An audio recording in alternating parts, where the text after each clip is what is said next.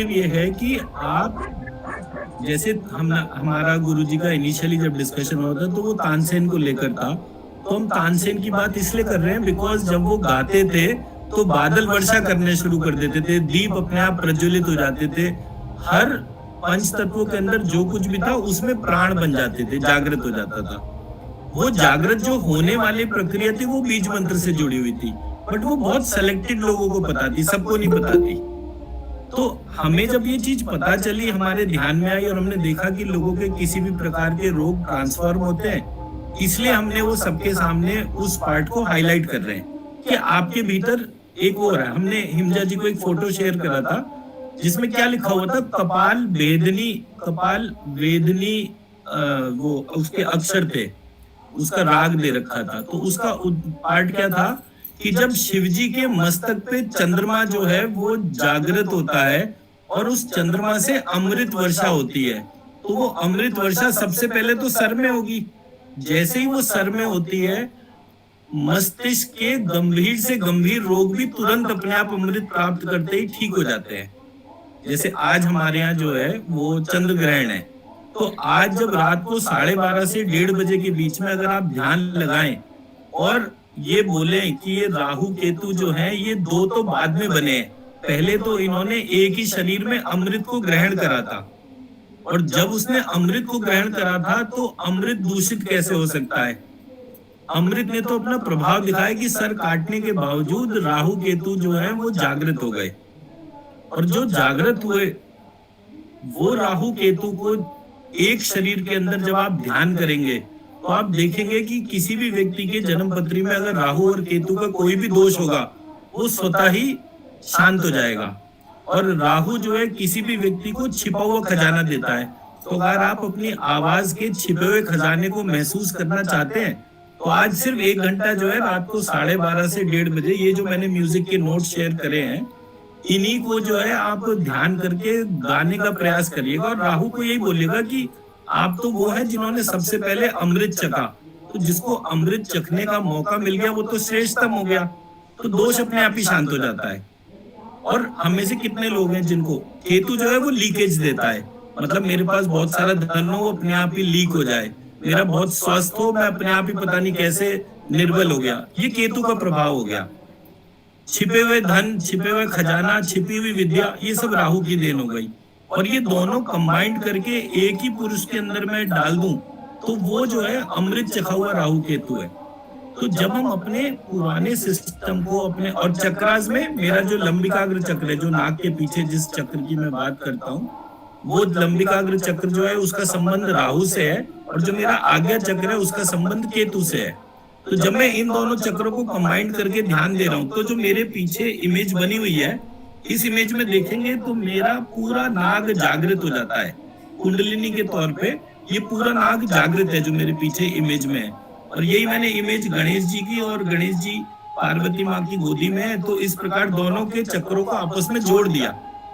तो माता के गर्भ में जब संतान होती है तो उसके दोनों चक्रास आपस में जुड़े होते हैं, 9 के 9 चक्रास। तो जब हम उस प्रक्रिया को देखते हैं तो हमें वो पूरी प्रक्रिया जागृत अपने भीतर पता चलती है। तो प्रक्रियाओं को जानना है तो इन बीज मंत्रों को प्रयोग करके आप अपने आप को ऑर्डिनरी से एक्स्ट्रा ऑर्डिनरी में कन्वर्ट कर सकते हैं। इस बात का हम प्रयास कर रहे हैं, क्योंकि जब सब लोग एक्स्ट्रा ऑर्डिनरी हो जाएंगे तो इस देश का सामर्थ्य कैसा होगा। जैसे आज सब लोग इजराइल की बातें करते हैं, तो पूरे दुनिया के 250 सबसे बड़े अरबपति खरबपति वो सारे इजरायली हैं।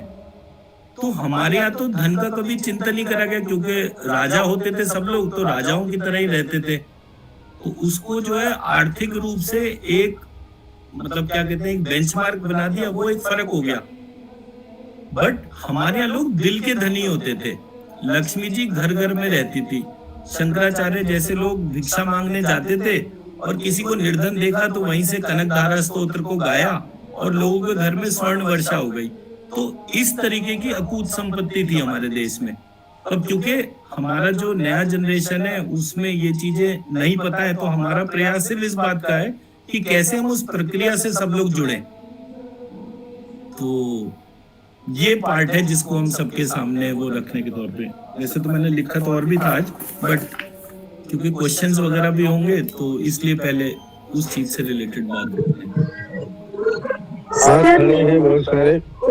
प्रश्न है जी कि जो अब जब आप मेडिटेशन कराते हैं जी तो जो जैसे अभी मैंने अपना अनुभव बताया कि वाइब्रेशन हो रहा है या कुछ इस तरह से शिवरिंग फील हो रही है, तो ये क्या ये सही है या ये गलत है? ये सब बिल्कुल मतलब सही है। मेडिटेशन होने देखिए आपके अंदर जो एनर्जी का वाइब्रेशन है वो अपने आप ही चले। आप सब लोगों ने वो हीलिंग बाउल देखे होंगे ना, वो एक या हीलिंग बाउल छोड़िए, मंदिर में घंटा बजता है ना, वो दिल की धड़कन तक जुड़ जाता है। अगर जोर जोर से बजता है तो तुरंत दिल की धड़कन से जुड़ता है। तो जो दिल की धड़कन से जुड़ता है उस टाइम पर दिल ऐसा लगता है कि जैसे कहीं कमजोर ना हो गया हो, बट वो कमजोर थोड़ी होता है, वो सिर्फ उस ऊर्जा से कनेक्ट हो जाता है। तो वो घंटे का वाइब्रेशन और आपके दिल की धड़कन दोनों जुड़ जाती है, वो जुड़ने का आभास है। तो अभी जो आपके भीतर हो रहा है जो भी कंपन है वो आपको अपने आप ही थोड़ी देर बाद इसका सुखद अनुभव होगा।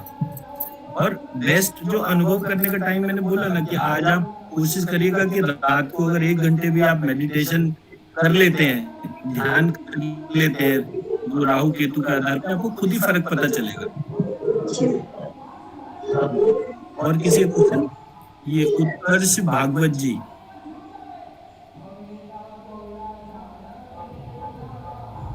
हसनी ममता क्वीन, ये नहीं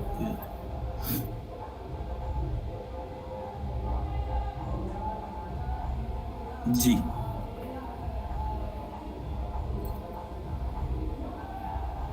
किसी के कोई क्वेश्चन हो तो पूछ सकते हैं, मेरा मेन पार्ट आज पूरा हो गया।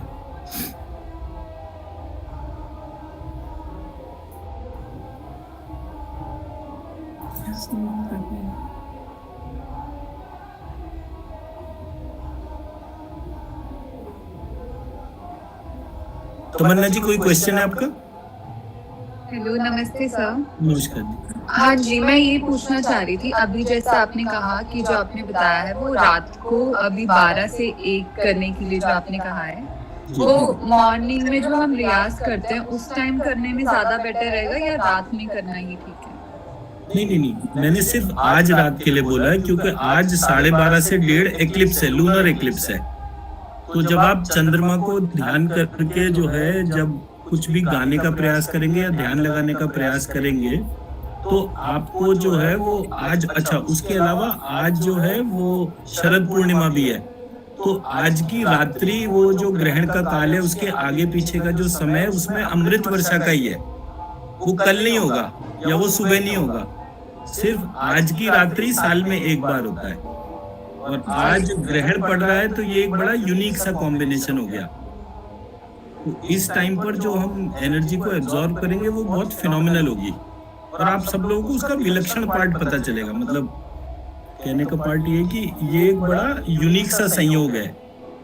तो पहली बात तो साल में एक ही दिन शरद पूर्णिमा आती है, तो उस दिन जो है चंद्रमा का एक विशेष वो रहता है, ऊपर से शरद पूर्णिमा के दिन ही ग्रहण पड़ गया, ये फिर से एक यूनिक पार्ट है। तो दो बहुत यूनिक चीजें एक साथ हो गई। तो और राहु केतु ने सबसे पहले जो है वो अमृत चखा था, तो इसलिए उनका जो स्वरूप है वो जागृत